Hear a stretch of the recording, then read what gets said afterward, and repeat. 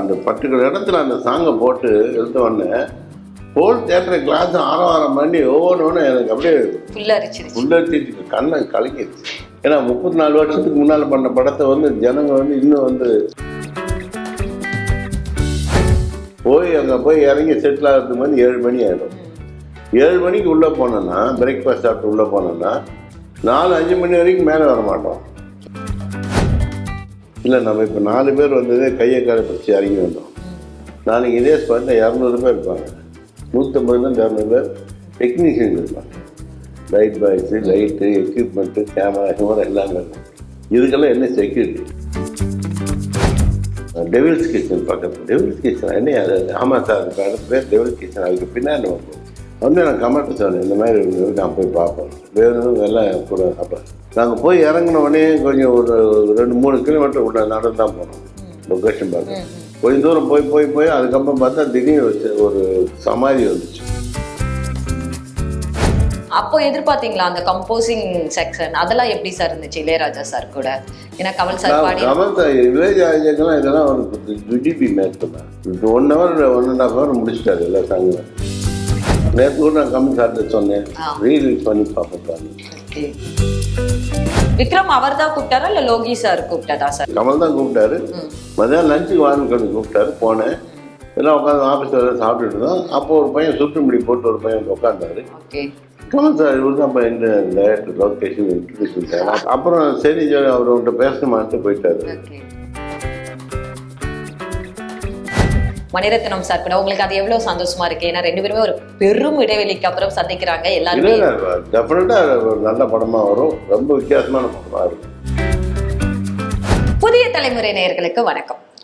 மலையாளத்துல ரொம்ப ஹிட் அடிச்சிருக்கிற ஒரு படம் தான் மஞ்சுமல் பாய்ஸ். மலையாள ரசிகர்கள் தாண்டி தமிழ் ரசிகர்களும் படத்தை ரொம்ப கொண்டாடிட்டு இருக்காங்க. அதுக்கு மிகப்பெரிய காரணம் படத்துல வர குணா உடைய மிகப்பெரிய பாட்டு கண்மணி அன்போடு. முக்கியமா குணா படத்துல இருந்து தான் இந்த படமே வந்து ஸ்டார்ட் ஆகுதுன்னு கூட சொல்லலாம். ஸோ குணா படத்தை இயக்குனர் சந்தன பாரதி அவர்களை சந்திக்க வந்திருக்கோம். வணக்கம் சார். வணக்கம். எப்படி இருக்கீங்க சார்? நல்லா இருக்கேன். ரொம்ப மகிழ்ச்சியா இருக்கு. கிட்டத்தட்ட வந்து குணா படம் வந்து நவம்பர் 5ஆம் தேதி 1991 91ல ரிலீஸ் ஆன படம். கிட்டத்தட்ட 32 வருஷத்துக்கு அப்புறம் இப்போ இருக்கிற 2K கிட்ஸ் வரைக்கும் படம் வந்து இந்த அளவுக்கு ரீச் ஆகியிருக்கு. அதுக்கு மிகப்பெரிய காரணமா இப்போ மலையாளத்துல அண்மையில ரிலீஸ் ஆன மஞ்சுமல் பாய்ஸ். நீங்க படத்தை தியேட்டர்ல பாத்தீங்களா சார்? தான் பார்த்தேன். ஓகே, எப்படி சார் உங்களுக்கு இப்படி வந்து மஞ்சுமல் பாய்ஸ்னு ஒரு மலையாள படம் வந்திருக்கு, அதுல இப்படி ஒரு டாக் இருக்கு அப்படின்னு கேள்விப்பட்டு போனீங்களா? கேள்விப்பட்டு தான் போனேன். ஏன்னா எனக்கு முதல் தனஞ்சயன் ப்ரொடியூசர் இருக்காரு, அவரு தான் முதல்ல பேசினாரு. சார் உங்க படம் ஒன்று வந்திருக்கு பாருங்கன்னாரு. என் படம் என்னங்க இருக்குன்னு கேட்டேன். இப்போதான் சொன்னேன், இந்த மாதிரி வந்திருக்கு சார், சூப்பராக பண்ணிருக்காங்க. எனக்கெல்லாம் படம் பார்த்து அப்படியே உங்கள் ஞாபகம் தான் சார் பூரா. எனக்கு பழைய குணாவோட ஞாபகம்லாம் வந்துட்டு இருக்கு சார், இது நீங்கள் கண்டிப்பாக பார்த்தாங்க சார். அப்படி தான் போய் நான் மறுநாள் பார்த்தேன். நான் முதல்ல போகும்போது எந்த எதிர்பார்ப்பு இல்லாமல் தான் போனேன். ஏன்னா சொன்னாங்கன்னா குணாக்க வச்சு எடுத்திருக்காங்கன்ற மட்டும் தான் எனக்கு தெரியும், என்ன எடுத்திருக்காங்கன்னு தெரியாது.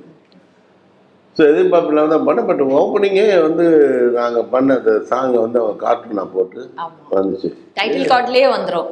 ஆமாம், டைட்டில் கார்டில் வந்தோடனே என்ன நம்ம கதையை மாதிரி ஏதோ வேறு ஏதாவது பண்ணுறாங்களான்னு யோசனை இருந்தேன். அப்புறம் வந்து அந்த பாய்ஸோட இன்ட்ரோடக்ஷன் வந்து ஜாலியாக அது பாட்டு எப்படி கலாட்டா படம் போயிட்டு இருந்தாங்க. சரி, அதுக்கப்புறம் என்ன பண்ணுறதுன்னு பார்த்தா அப்படி போயிட்டே இருந்துச்சு. அவங்க இந்த கொடைக்கானலுக்கு வந்தவொடனே கதை சீரியஸ் ஆச்சு. இந்த கொடைக்கானல் வந்தாங்க, கொடைக்கானல் வந்து ஜாலியாக இருந்தாங்கன்னு போயிட்டு இருக்குது. அப்புறம் குணாக்கேவுன்னு அப்போ தான் ஆரம்பிக்கிறாங்க. குணாக்கை பார்க்கணும் அப்படின்னு போகும்போது என்ன நடக்குது அப்படின்னு பார்த்தா ரொம்ப த்ரில்லிங்காக இருந்தது, ரொம்ப சூப்பராக இருந்தது.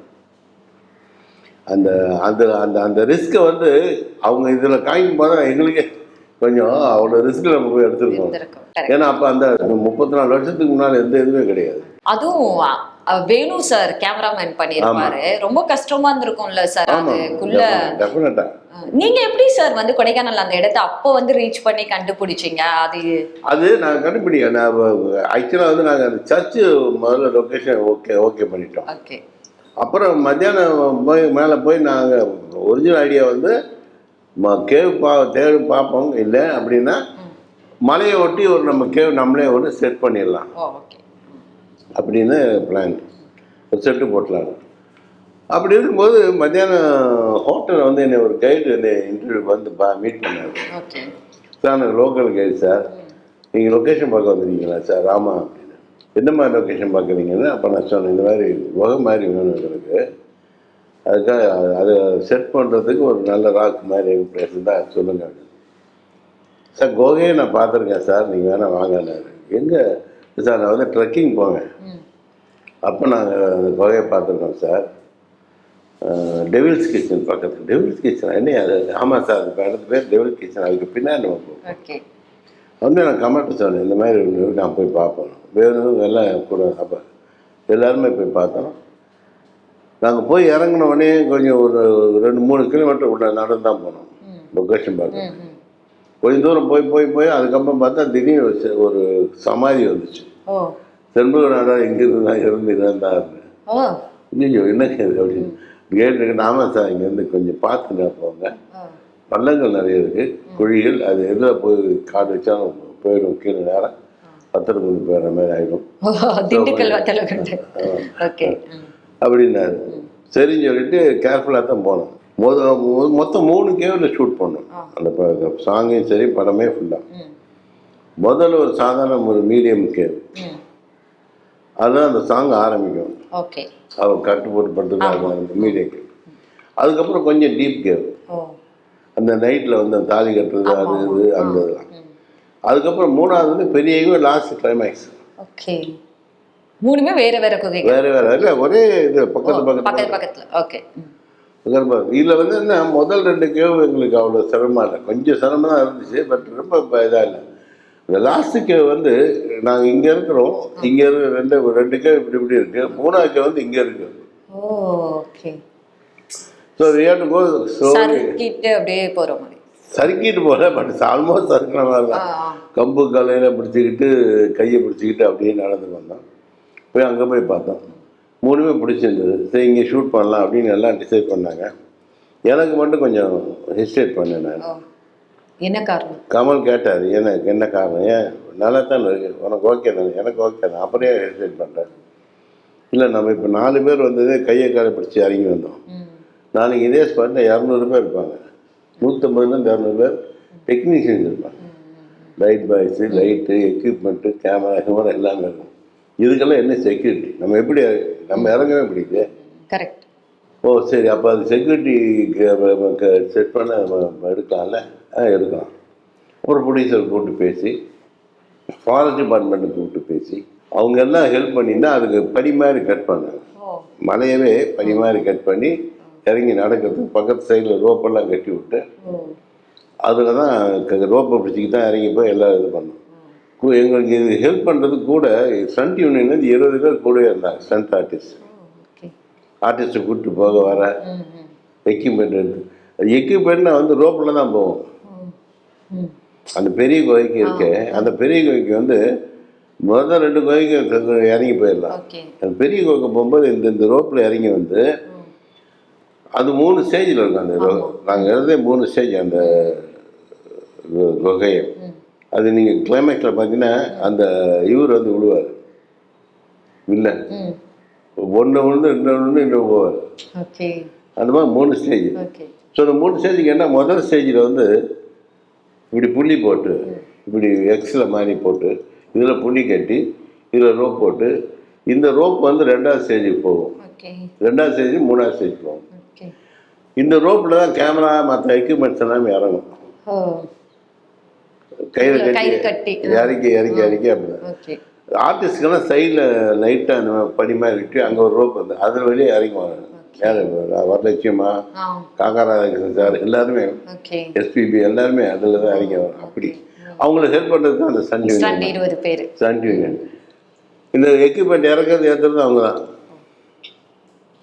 அப்படிதான் அந்த எத்தனை நாள் சார் அப்போ அங்க? ஒரு 15 டேஸ் அந்த கேவில் பண்ணியிருப்போம். சாங்கோட இன்னொரு 15 டேஸ் சர்ச்சு விஷயம். So 1 month Kodaikanal. ஆனா கமல் சார் அந்த பாட்டுல பாக்குறப்போ ரொம்ப லாவகமா அப்படியே ஈஸியா போயிட்டு இங்க இருந்து அங்க தாவறது, அங்க இருந்து இங்க வர்றதுன்னு ரொம்ப ஈஸியா இருக்குமே சார். ஆனா அது பயமாவே இல்லையா? அவர் கண்டிப்பா அந்த பயம் இருந்திருக்காது உலக நாயகனுக்கு. இல்ல, நம்ம ஒர்க் பண்ணும்போது அது தெரியாது. ஏதாவது அசம்பாவிதம் நடந்தா தான் நமக்கு பயம் இருக்கே தவிர, அது வரைக்கும் நமக்கு எந்த ஒர்க்கும் எல்லாருக்குமே அதான். ஏன்னா 2 இதுக்கு இடையில இவர் இங்க நின்று இப்படி காலை வேற வைப்பார் இல்லையா, அது வந்து அது அவ்வளவு ஈஸியா போயிட்டு. ஸோ அதுதான். நல்ல பாவம். நாங்கள் இந்த காலைல 4 மணிக்கு கிளம்புவோம் ரூம் விட்டு. போய் அங்கே போய் இறங்கி செட்டில் ஆகிறதுக்கு வந்து 7 மணி ஆகிடும். 7 மணிக்கு உள்ளே போனோன்னா, பிரேக்ஃபாஸ்ட் சாப்பிட்டு உள்ளே போனோன்னா 4-5 மணி வரைக்கும் மேலே வர மாட்டோம். லஞ்செல்லாம் வந்து 4 மணிக்கு மேலே தான். ஏன்னா அதுக்கு அப்போ 4 மணிக்கு மேலே போனால் இருட்டிடும். So we have to come out again. அந்த பெரிய கோயிலுக்குலாம் உள்ள எல்லாம் போகும்போது பயம். ஏன்னா உள்ள என்ன வேணா இருக்கும். டெவில் கிச்சன் மாதிரி தான் இல்லையா? ஓகே. உள்ள எப்படி வேணா இருக்கலாம். இல்லை தரையை நமக்கு கொஞ்சமா புடுங்குள் உள்ள போனாலும் போயிருக்கலாம். அதெல்லாம் ஒன்றும் நடக்கல ஆண்ட முடியத்துல. படம் வந்து வெளியே வந்தப்போ அந்த பாட்டு செம ஹிட் இல்ல சார்? வாலி சார் தானே சார்? எல்லா சாங்குமே ஹிட். ஆமா, எல்லா சாங்குமே ஹிட். இது வந்து இன்னும் ஹிட். ஏன்னா இந்த அளவுக்கு கண்மணி அன்போடு அப்ப நீங்க எதிர்பார்த்தீங்களா? அப்போ எதிர்பார்த்தீங்களா அந்த கம்போசிங் செக்ஷன்? அதெல்லாம் எப்படி சார் இருந்துச்சு இளையராஜா சார் கூட? ஏன்னா கமல் சார் பாடி, கமல் சார் இளையராஜாக்கெல்லாம் இதெல்லாம் ஒரு ஜுஜிபி மேட்ருமே. 1 hour 1.5 hour முடிச்சிட்டாரு எல்லா சாங்குமே. ஓகே. ஆனா அது வந்து 3 பேருமே இருந்தாங்களா சார் அந்த பாட்டு உருவாக்கம் அப்போ வந்து? ஆமா, நானு, கமல், வாலி, இளையராஜா சார் 4 பேருமே. அது அதே மாதிரி இப்படி பேசுற மாதிரியே இருக்கட்டும், அதுல இருந்து பாட்டு வரட்டும். அந்த ஐடியா எப்படி சார்? இவன் வந்து ஒரு மென்டல் கேஸ். இவன் வந்து லெட்டர் போடணும் எப்படி போடுவான்? ஸோ அதனால அதுக்கு டைலாகே நான் உங்களுக்கு ஒன்று சொல்றேன், நீங்க எழுதுங்க, அதை நீங்களே படிச்சுக்கோங்க. செம்ம ஐடியா அது இந்த இருக்கும். ஸோ உங்களுக்கு எப்படி சார் இருந்துச்சு அப்போ அந்த மஞ்சுமல் பாய்ஸ்ல இந்த பாட்டு வந்தப்பையும் சரி? அந்த அதான் சொன்னேனே, அந்த அந்த பர்டிகுலர் வந்தோடனே ஹோல் தியேட்டரை கிளாஸ்மே. அந்த பர்டிகுலர் இடத்துல அந்த சாங்கை போட்டு எழுத உடனே ஹோல் தியேட்டரை கிளாஸ் ஆரவாரம் பண்ணி ஒவ்வொன்று எனக்கு அப்படியே புல்லரிச்சிருச்சு, கண்ணை கலங்கிடுச்சு. ஏன்னா 34 வருஷத்துக்கு முன்னால பண்ண படத்தை வந்து ஜனங்க வந்து இன்னும் வந்து கொண்டாடுறாங்கன்னா அதான் இந்த இது மூலமா இன்னும் ஞாபகம் வச்சிருக்காங்க. பட் இதுல என்ன பெரிய விஷயம்னா, அந்த படத்துல அதை நாங்க காதலுக்கு யூஸ் பண்ணோம், இதை அவங்க நட்புக்கு யூஸ் பண்ணிருக்காங்க. பட் எல்லாமே ஒண்ணுதானே, எல்லாமே லவ் தானே, அன்புதான். சூப்பரா பண்ணிட்டாங்க. தென் அந்த குணா படம் ரிலீஸ் ஆனப்போ பெருசா போகல. ஆமா, இல்ல கமர்ஷியலா பெருசா ஒண்ணு. அது பெரும் வருத்தமா இருந்திருக்கும்ல. நீங்க இவ்வளவு நல்ல படம் பண்ணி சரியா போகலன்னா கொஞ்சம் வருத்தம் தானே இருக்கும். ஆனா அது இப்போ 33 வருஷத்துக்கு அப்புறம் இப்போ அது பெரிய ஹிட். அத பாக்குற ஒரு பாக்கியம் கிடைச்சிருக்கு. ஆமா ஆமா, ரொம்ப ஐ எம் வெரி ப்ரௌட். இந்த மாதிரி ஒரு படம் பண்ணி நமக்கு இருக்கேன். அது வரிசையா காலையில இருந்து ஒரே போனு. நேற்றெல்லாம் சரவண சுபையாலாம் இப்போ டைரக்டர்லாம் ஃபோன் பண்ணி அண்ணா அண்ணா அண்ணா என்ன படம்னா அப்படின்ட்டு போன படத்தை நிரம்பர் பண்ணி பேசுறாங்க. இப்போ நிறைய படங்கள் ரீ-ரிலீஸ் ஆகிட்டு வருது. உங்களுக்கு இப்போ குணா படத்தை ரீ-ரிலீஸ் பண்ணலாம்? நேற்று கூட நான் கமல் சார்ட்ட சொன்னேன், ரீ-ரிலீஸ் பண்ணி பார்ப்பேன். அது தெரியல, அவர் வந்து கேட்டாங்க. நேற்று அந்த டீம் முழுக்க வந்து கமல் சாரை மீட் பண்ணாங்க, நீங்களும் இருந்தீங்க. அப்போ அந்த அனுபவம் அவங்க என்ன சொன்னாங்க? அந்த மலையில அவங்க வந்து ரொம்ப அப்படியே கமல் சாரை பார்த்தோன்னே அப்படியே, ஏன்னா அவங்களுக்கு கமல் சாருக்கு ஒரு பெரிய இதா ஃபீல் பண்றாங்க. எல்லாருக்குமே அவர் ஒரு அதிசயம் தானே. இல்ல, ஏன்னா ஒரு டெக்னீஷியன் அவர் மேல ரொம்ப மரியாதை அவங்களுக்கு. ஸோ அவங்களாம் ரொம்ப இது பண்ண. கமல் சார் அவங்ககிட்ட ரொம்ப நல்லா பேசுறாரு, நல்லா ரொம்ப அப்ரிஷியேட் பண்ணாரு எல்லா விஷயத்தையுமே. அவரே சொன்னார், எனக்கே வந்து கண் கலங்கிச்சு ஒரு மாதிரி.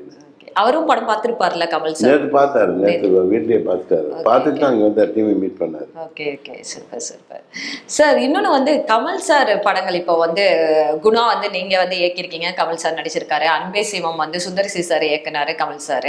உத்தம வில்லன் வந்து ரமேஷ் அரவிந்த் சார். ஸோ இப்படி இருக்கிறப்போ வந்து சில டாக் வந்து வெளியே வரும், கமல் சார் வந்து நடிக்கிற படங்கள்ல அவருடைய நண்பர்கள் எப்படி யாராவது இயக்குறப்ப அது கமல் சாரை தான் இயக்கியிருப்பாரு அப்படிங்கிற மாதிரியான ஒரு டாக். அதை பத்தி உங்களை அதை பத்தி எனக்கு ஒண்ணுமே இல்லை. ஏன்னா நான் அதை பத்தி கவலைப்படுறதே கிடையாது. ஏன்னா இது வந்து எம்ஜிஆர் காலத்துல இருந்தே இருக்கு. ஹீரோ வந்து இன்டர்பியர் பண்ணி, இன்டர்பியர்னா ஒரு படத்தோட டெவலப்மெண்ட்டுக்காக, ஒரு இம்ப்ரூவ்மெண்ட்டுக்காக சொல்றதுங்கிறது எம்ஜிஆர் காலத்துல இருக்கு. எம்ஜிஆர் சார் வந்து பாட்டு வரி முதல் கொண்டு கவனிச்சான் சொல்லுவாரு. அதனால இது ஒன்றும் புதுசா இல்லை. இது கமலஹாசன் பண்றாங்க, இப்போ கமலஹாசன் பண்றாருங்கிறாங்க. ஏன்னா பெட்டர்மெண்ட்டுக்காக இப்போ எனக்கும் அவருக்கும் இருக்குது வேறு விஷயம். ஏன்னா நான் அதை பற்றி கவலையப்பட மாட்டேன். ஏன்னா எங்களுக்குள்ள ஒரு அண்டர்ஸ்டாண்டிங் இருக்குது. ஆரம்ப காலத்துக்கு அவர் என்ன நினைக்கிறாரு எனக்கு தெரியும், நான் நினைக்கிறேன். ஸோ எங்களுக்குள்ள எங்கள் படம் அது, ஓம் படம் என் படம் கிடையாது, நம்ம படம் அப்படிங்கிறது தான் எப்பயுமே இருக்கும். மற்றவங்க டேரக்டர்ஸ் மட்டும் அவர் எப்பயுமே ஃபோர்ஸ் பண்ணது கிடையாது, சஜஷன் கொடுப்பாரு. இப்படி பண்ணிக்கலாம் அப்படி பண்ணிக்கலாம். ஏன்னா அந்த ஸ்கிரிப்ட் போதே அதை பற்றி பேசிடுவாங்க. ஸ்கிரிப்ட் ஒர்க் பண்ணும் போதே அதை பற்றி பேசிடுவாங்க. இதை இப்படி வச்சுக்கலாம் அப்படி வச்சுக்கலாம். ப்ளஸ் அங்கே ஸ்பாட்டில் வந்து இம்ப்ரூவைஸ் பண்ணுவார் அவர். சொல்லுவாரே தவிர டேரக்டர் வந்து இல்லை சார் நான் இது பண்ணாலும் சரி ஓகே அப்படியே போயிடுவாங்க. அவ்வளோதான். 10 பேர் கம்பல் பண்ணி இல்லை நீங்கள் எதுதான் அழுக்கணும்னு எந்த ஒரு இதுவும் கிடையாதுங்க. தலையீடு பெருசா இருக்காது கண்டிப்பா. அதே இவங்க வெளியில பார்க்க தலையிடுமா, பட் அந்த டேரக்டர்ல சொல்லணும். கரெக்ட். அப்படி தலையிடனா டேரக்டர் படத்தை விட்டுட்டு போயிடணும். இல்லைங்க என்னால் ஒர்க் பண்ண முடியாதுங்க, அவர் ரொம்ப இன்டர்ஃபியர் பண்ணுறாருன்னு சொல்லணும். சார் இப்போ உங்களுக்கும் அவருக்குமான நட்பே ஒரு பெரும் வருடங்கள் நட்பு தான் இல்லையா? சொல்லப்போனா அந்த நட்பு வந்து விக்ரம் வரைக்குமே, அவர் படம் விக்ரம் வந்து மாபெரும் ஹிட், அதுலேயும் உங்களுக்கு ஒரு முக்கியமான ரோல் கொடுத்துருக்காரு. ஸோ எப்படி அந்த பாண்டிங் இன்னும் எப்படி சார் அது இன்னும் எப்படிமா சொல்ல முடியாது? இல்ல அந்த மேஜிக் 54 இயர்ஸ் ஆச்சுமா. 54 இயர்ஸ். 1969 நாங்கள் அறிமுகமானோம். அந்த ஆழ்வார்பேட்டில் அங்க உட்காந்து சாப்பிட்டோம், அந்த சர்ட்ல உட்காந்து பேசுற குட்டிச்சுவர் கேங். குட்டிச்சுவர் கேங் இல்லாமல் நானும் வரும் டுட்டோரியல் காலேஜுக்கு போவோம் ஒன்றாவே. அப்போ இருந்து பழக்கம், பேசிக்கிட்டே வீட்டில் நடந்து போயிடுவோம்.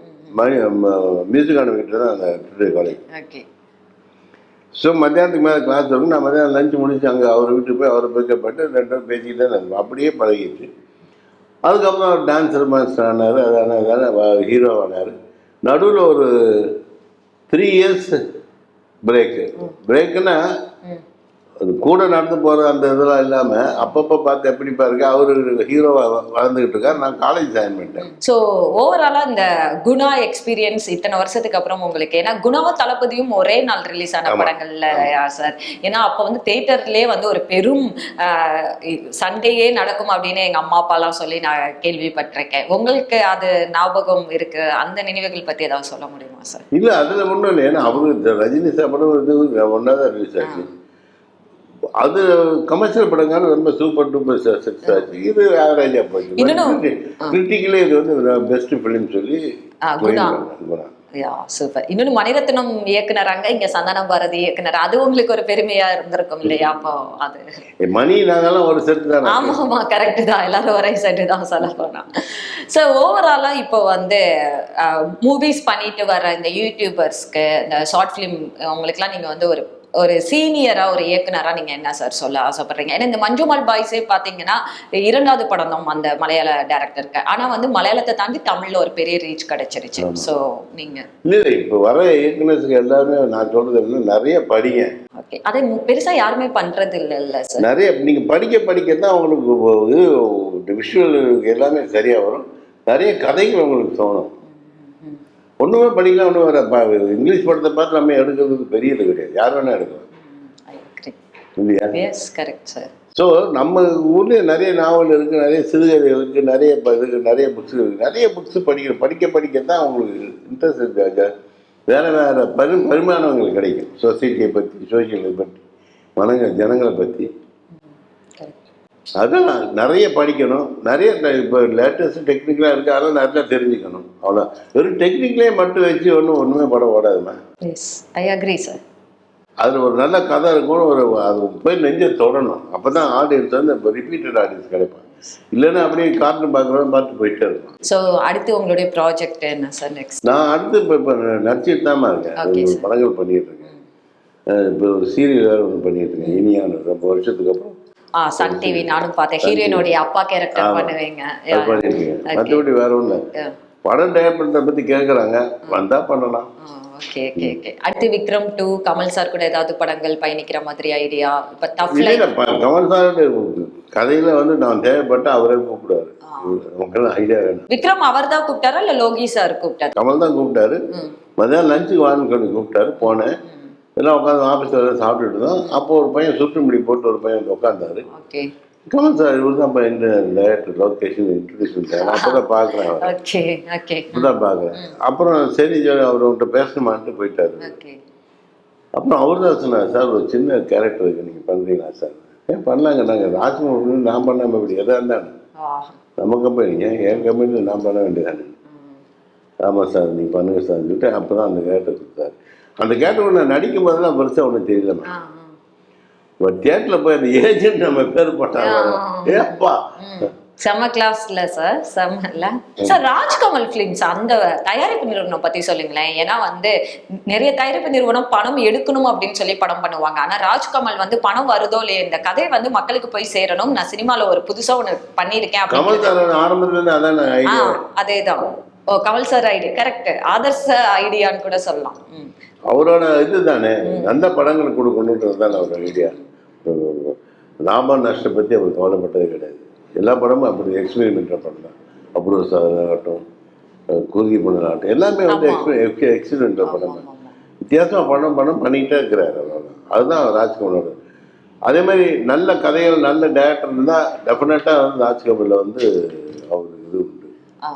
அவர் வந்து அந்த வாய்ப்பை கொடுத்துருவாரு மரியாதையா. Correct. Tough life Mani Ratnam sir கூட உங்களுக்கு அது எவ்வளவு சந்தோஷமா இருக்கு? ஏன்னா 2 பேருமே ஒரு பெரும் இடைவெளிக்கு அப்புறம் சந்திக்கிறாங்க. எல்லாருமே டெஃபினட்டா ஒரு நல்ல படமா வரும், ரொம்ப வித்தியாசமான படமா இருக்கும். Okay done sir. ஏன்னா அப்போ நாயகனை கூட இன்னும் உங்க மெச்சூரிட்டி இப்ப இன் ஆல் தி ப்ராசஸ். ஆமா கரெக்ட். சோ இப்போ வேற மாதிரி இருக்கு எல்லாமே. Correct sir. செம, ரொம்ப நன்றி சார் நீங்க வந்து உங்க நேரம் ஒதுக்கி பேசினதுக்கு. ஏன்னா வந்து ஒரு குணா படத்தோட இயக்குனரா சந்தன பாரதியை சந்திச்சதுல பெரும் மகிழ்ச்சி அப்படின்னே சொல்லலாம். ஏன்னா 90s கிட்ஸுக்கு 80s கிட்ஸுக்கு எல்லாருக்குமே குணாவுடைய அந்த அருமை நன்றாகவே தெரியும். அப்ப படம் வந்து கமர்ஷியலா பெரிய ஹிட் அடிக்கலைன்னா கூட அதோடைய கதையும் சரி பாடல்களும் சரி எந்த அளவுக்கு எங்களை ஆட்கொண்டு இருக்குன்ட்டு. ஆனா இப்ப இருக்கிற 2K கிட்ஸுக்கு வந்து இந்த மஞ்சுமால் பாய்ஸ் மூலமா அது வேற ஒரு பரிமாணத்தை ரொம்ப நல்லா போகுது. நான் எனக்கு ரொம்ப சந்தோஷம், ரொம்ப பெருமைப்படுறேன். அந்த மஞ்சுமா பாய்ஸ் குரூப்புக்கு என்னோட நன்றி. ரொம்ப நன்றி சார். Thanks a lot sir. இன்னும் பெரிய படங்களும் பேரும் புகழும் உங்களை வந்து சேரட்டும்னு புதிய தலைவர். Thank you sir. தேங்க்ஸ்.